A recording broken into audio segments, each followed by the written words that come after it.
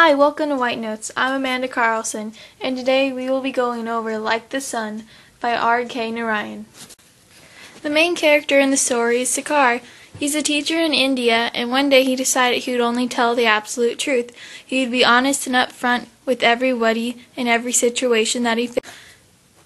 Sakar knew that there could be ramifications from his decision, like hurting the feelings of his family, co-workers, and friends.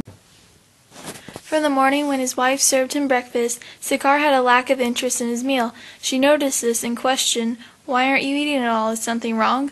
And when he stuck to his plan of being honest and upfront, he said, "No, I can't even swallow it." Her feelings were crushed. She felt that was one of her culinary masterpieces. Events like that continued throughout the day.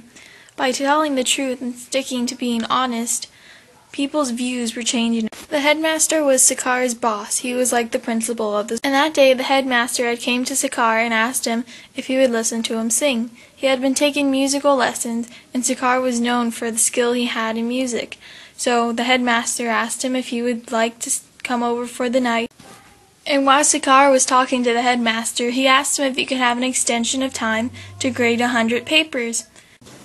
Sakar went to the headmaster's house and listened to him sing.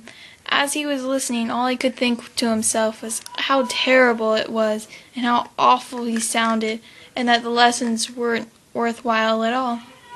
The headmaster noticed his lack of interest when he said, "Shall I go on?" And Sakar replied, "No, please sir, don't continue on."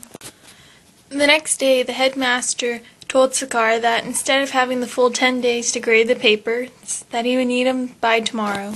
When he spoke the truth, he upset his wife and his boss.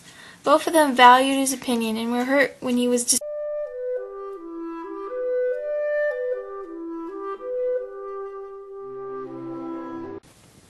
Truth is like the sun. No human being can ever look it straight in the face without being blind or dazed. R.K. Narayan. It's just like wearing sunglasses. Those glasses protect our eyes and prevent them from being suddenly blinded by these bright beams of light. To look directly into the sun is like telling the flat-out truth. It's shocking and it can hurt. It's important to be honest, but at the same time you must say it in a heartfelt way.